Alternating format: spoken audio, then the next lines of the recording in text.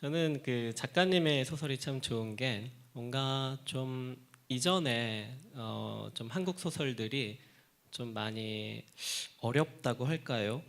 좀 그 서사의 전개나 결말 같은 것도 상당히 독자에게 해석을 요하는 어려운 곳으로 가고 있는데 반해서 작가님의 소설은 간결하면서도 기승전결이 확실하고 어느 편의 뭐 승리와 패배로 정확하게 끝나는 그 결말이 저는 참 좋았거든요. 그러니까 참 재미있었습니다. 그러니까 저도 이제 소설을 공부하면서 야, 소설이라는 게 뭐지? 라고 고민을 참 많이 했는데 가장 큰 미덕은 재미가 있어야 한다는 겁니다. 내가 갖고 다니면서 지하철에서도 보고 자기 전에 한 편 읽고 그냥 희죽희죽 웃으면서도 잘 수 있는 그런 게 소설이 되어야 하지 않을까? 그렇다면 김동기 작가 이 뭔가 좀 새로운 경향의 소설은 참 지금 시대에 소설로서 잘 어울리는 것이구나 그런 생각이 들더라고요. 그런데 이런 단편 소설들을 2년 동안 380편 가까이, 그러니까 지금까지 카운트된 소설이 이제 400편 가까이 되는데요. 어떻게 이런 소설을 지금도 3일에 한 편씩 씁니까? 막 아이디어가 막 이렇게 막 생겨 막 네네네. 예, 아 정말요? 예, 그렇습니다. 막 생겨요. 막 생기고요. 그게 다 재밌지는 않잖아요. 근데 항상 생각하려고 하면은 떠올라요. 사실 시간이 많으니까 제가 만날 사람도 없고 뭐 집에서 봤자 할 일도 없고 계속 아이디어만 생각하는 거예요. 특히 가장 많은 거는 뭐 딴짓 안 할 때 TV 볼 때나 이럴 때도 떠오르긴 하지만 잠들기 직전에 가장 생각이 많이 나거든요. 잠들려고 누웠다가 생각나면 좀 짜증나요. 컴퓨터 다시 켜야 되니까 아씨 일어나서 컴퓨터 켜서 다시 메모하고 다시 잠들었는데 한 번 하루는 이거 3번 한 적이 있어요. 잠들고 잠들었다가 또 떠올라서 아 이거 아침에 일어나면 까먹거든요. 이거 무조건 메모해야 되고 컴퓨터 켜서 다시 메모하고 계속 생각하려고 하니까 생각이 나는 것 같아요. 그래서 와 작가님 진짜 작가의 삶이란 게 그런 거군요. 그거를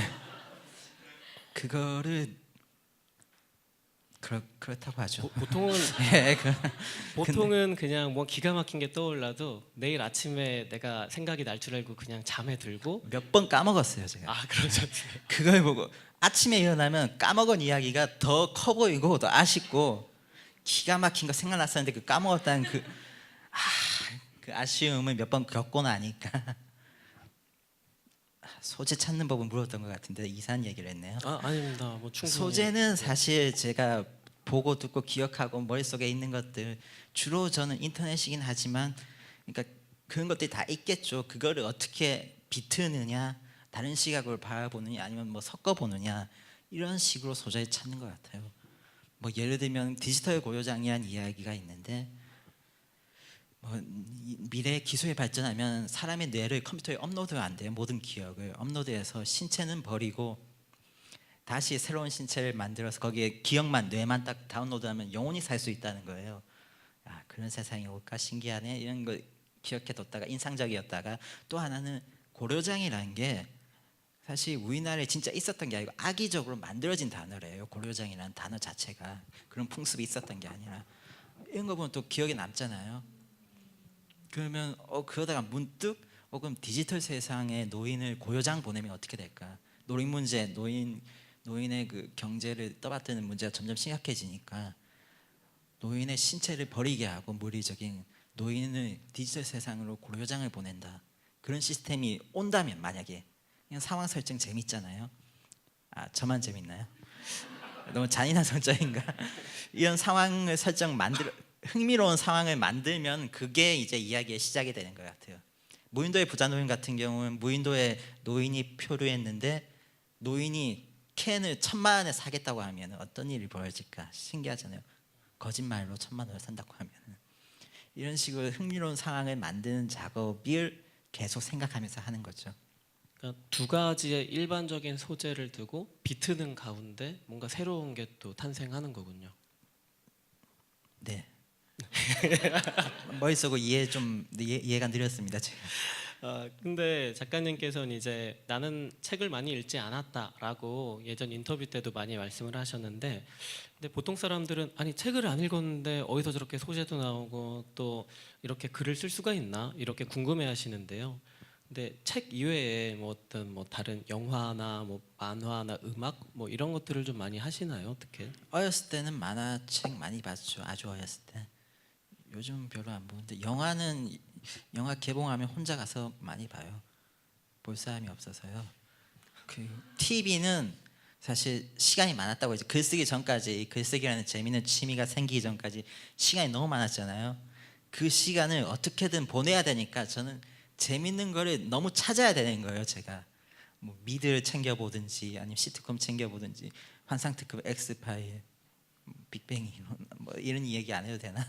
어쨌든 별별 재밌는 건 다 찾아보는 거예요. 그러다 보니까 거기에 재산이 됐겠죠. 어떻게든 이야기를 풀어나가는 방식에서 클리셰 같은 게 너무 많으니까 세상에. 이제 작가님이 그런 이제 소재들을 찾아서 그걸 이제 좀 공포스럽게 바꾸는 재주가 아주 탁월하신데, 근데 아무래도 처음에 글을 올린 것이 공포 게시판이라서 그렇겠지만 이제 공포 소설을 많이 쓰시잖아요. 네, 근데 사람마다 생각하는 공포의 종류가 다를 것 같아요. 누군가는 잔인해야 되고, 누군가는 뭐 누군가가 이렇게 죽어 나가야 되고, 또 누군가는 꼭 유령이 나와야 되고 그런 게 있을 텐데 작가님이 생각하는 공포라는 건 어떤 겁니까? 저는 사람이 제일 무서워요. 사람이요. 귀신은 없고요 세상에. 그래서 사람 약간 소름이 끼칠 때도 있고 사람이 그냥 무서워. 막 사람만 보면 무서우시고 그런 건 아니잖아요. 그런 건 아니죠. 그러니까 뭐 사람에 대한 차별, 혐오 감정, 폭력도 있고 일방적인 폭력, 아니면 갑질 같은 것도 어떻게 보면 좀 무섭고 불평등 이런 모든 것들이 너무 무서운 거예요. 어떻게 사람이 사람한테 저렇게 하지 싶은 것들 있잖아요. 안 무서워요? 무섭죠. 여러분도 무섭죠? 감사합니다. 다들 무서워해요 사람은. 그 뭘까 김동희 작가님의 글은 사람들이 이제 이건 무서울 거야 하고 읽지 않는 분들도 많이 계신데 읽다가 보면 전혀 무섭질 않아요. 근데 전혀 무섭지 않다가 이제 결말에 이르러서 잠깐 뒤통수가 서늘해지는 그러한 종류의 이제 공포를 느끼게 되는데 그건 아무래도 우리 일상에서 벌어지는 뭐 혐오나 차별이나 경쟁이나 물질, 뭐 노동, 자본 이러한 것들을 작가님의 삶에서 좀 자연스럽게 소설에 녹여놨기 때문이 아닐까 전 뭐 그렇게 생각을 하고 있습니다. 네. 그리고 작가님 소설에는 뭐 외계인도 많이 나오고 예. 뭐 요괴, 악마 이런 캐릭터들이 자주 등장하는데 그러니까 뭐 사람도 많이 나오지만 뭐 그런 특별한 캐릭터들이 등장하게 되는 뭐 이유가 있나요? 그런 비현실적인 캐릭터들이 좀 재밌기도 하고요. 재밌기도 하고 또 편리해요. 어떻게 보면 인터넷에 제가 글을 올렸잖아요. 그 인터넷 환경이라는 게 좀 길면 안 봐주시거든요. 아주 짧아야 봐주시고 길면 스크롤 압박이라고 해서 안 봐주시고 처음에 괜히 지루하게 늘어지면 또 그냥 뒤로 가게 눌러버리세요. 더 볼 필요 없다고. 왜냐하면 그분들은 뭐 시간 낭비하려고 오신 게 아니라 그냥 잠깐 머리 비우러 잠깐 재밌게 즐기러 오신 거니까. 그러니까 처음부터 사건에 들어가야 되는데 그러려면은 구구절절 배경을 설명할 수가 없어요. 근데 외계인의 기술력입니다 하면은 한 줄로 끝낼 수 있잖아요. 예, 악마의 능력입니다 하면은 이거 이상한데 싶어도 그냥 넘어갈 수는 있잖아요. 그래서 그런 아이템을 좀 편리하게 쓰기 위해서 하기도 하고 요괴 같은 경우는 일부러 무조건 새하얗게 순백색 캐릭터의 말투도 좀 초딩 같고 순수하게 하면은 인간의 욕망하고 좀 대비되는 게 있거든요. 어리석은 인간의 모습하고 그 순수한 모습이. 그래서 요괴를 좀 사용하기도 하고 외계인의 경우에는 약간 인간이 그런 거 있잖아요. 자기중심적인 기준이라고 해서 다른 대상을 사물화하고 물건 동물 물건 취급하고 그런 거를 당연하게 생각하잖아요. 어차피 인간이니까. 근데 외계인이 한 단계 더 높은 수준의 외계인이 나타나면은 외계인이 이제 인간 사물화할 수 있고 역전이 될 수 있잖아요. 그 역전의 포인트가 좀 재밌는 것 같아서 외계인을 좀 써먹고 악마는 그냥 순수하게 뭐 욕망 드러낼 때 가장 편하니까 인간의 욕망 드러낼 때.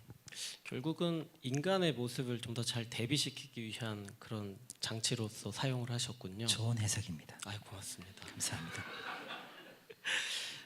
그리고 또 제가 작가님을 봤을 때 깜짝 놀랐던 것 중에 하나는 혹시 여러분들 이제 글 쓸 때 이제 뭐 컴퓨터에 어느 프로그램에 쓰시나요? 보통은 무슨 한글이나 MS 워드 이런 프로세서를 사용을 하실 텐데 작가님한테 글 어디에 쓰세요 하고 여쭤봤을 때 메모장에 글을 쓰시더라고요.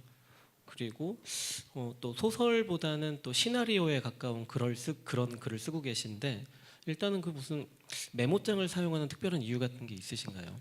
메모장이 빨라요. 아주 키면 바로 켜지고요. 그리고 메모장은 글이 좀 촘촘하게 써 있어요. 빽빽하게 써져요 글이. 왜냐면 그래서 저는 그러니까 제가 인터넷에 글 올리던 당시에는 앉아서 딱 처음부터 끝까지 쓰잖아요. 그럼 바로 오여버리거든요. 안 고치고 한 번에 무조건 올리니까 처음 쓸 때 좀 제대로 점검을 해야 되는 거예요. 근데 메모장은 빽빽하게 되니까 쓰다가도 좀 헷갈린다 싶으면 조금만 오면 보이거든요. 내가 뭐라고 썼는지. 이게 뭐라고 썼는지 발음이 좀 그렇죠. 뭐라고 썼는지 보이니까 빽빽하게 하는 그 환경이 좋아서 메모장 그렇게 쓰고. 다음 질문이 뭐였죠? 아, 네네. 소설보다 시나리오. 시나리오에 가까운데 제가 글을 네. 배운 적이 없으니까 저는 어쨌든 이야기거리는 있잖아요. 그 이야기거리가 머릿속에 영상처럼 있어요. 저는 그래서 장면으로 떠오르기 때문에 그 장면을 그냥 글로 옮기는 거거든요. 저는 그래서 좀 그런 느낌이 들었던 것 같아요. 나올 때. 오히려 그래서 훨씬 요즘 시대에 가독성이 높은 글이 되고 있지 않나. 그러니까 작가님은 제가 배우지 않아서요라고 계속 말씀은 하시는데 그 어떤 작가보다도 잘 읽히는 글의 속성을 잘 이해하고 계신 게 아닌가. 저는 뭐 그런 생각이 드네요. 가독성이 인터넷에서 가장 중요한 포인트입니다. 인터넷 글에서. 제가 예전에 여쭤봤을 때 가독성이 아니라 왜 이렇게 문장을 짧게 쓰시나요 하는 비슷한 질문에 뭐라고 답하셨냐면 그게 가성비가 좋잖아요. 이렇게 답을 하셨는데 그 자리에 있던 다른 작가분이나 이런 분들이 다 깜짝 놀라셨어요. 아니 작가들은 보통 긴 문장을 세련되게 아름답게 쓰려고 노력하는 분들이 많은데 그 문장은 가성비가 안 좋잖아요. 더 줄여야죠. 이렇게 말씀을 하셔서 다들 깜짝 놀랐던 일이 있는데 가성비가 좋다라는 건 어떤 겁니까, 작가님? 그게 저도 한번 길게 써보고 싶은 마음에 하도 댓글로 좀 길게 써주세요라는 요청이 많았기 때문에 길게 써보려고 했는데 쓰다가 이거 한 줄이면 되는 걸 왜 내가 네 줄씩 쓰고 있지 이거? 그냥 한 줄만 써도 다 이해가 되는데 내가 이걸 왜 네 줄이나 쓰고 있는 거야 이런 생각이 드는 거예요. 그래서 그냥 안 된다. 난 긴 글 못 쓴다. 그냥 그래서 짧은 글로 가성비가 너무 안 좋다 생각해서 긴 글은. 근데 이건 말하자면 재능의 발견이에요. 나는 짧은 글이 편안하고 사람들에게 잘 읽히는 짧은 글을 잘 쓸 수 있구나 하는 걸 발견한 거거든요. 제가 아는 많은 작가들은 오히려 짧은 글을 못 씁니다. 그러니까 이렇게 짧게 쓰는 방법을 배우지 않았고 익숙하지 않은 거죠. 그래서 저는 김동식 작가님이 지금 대한민국에서 짧은 글을 가장 잘 쓰는 작가 중 하나다. 그렇게 믿고 있습니다.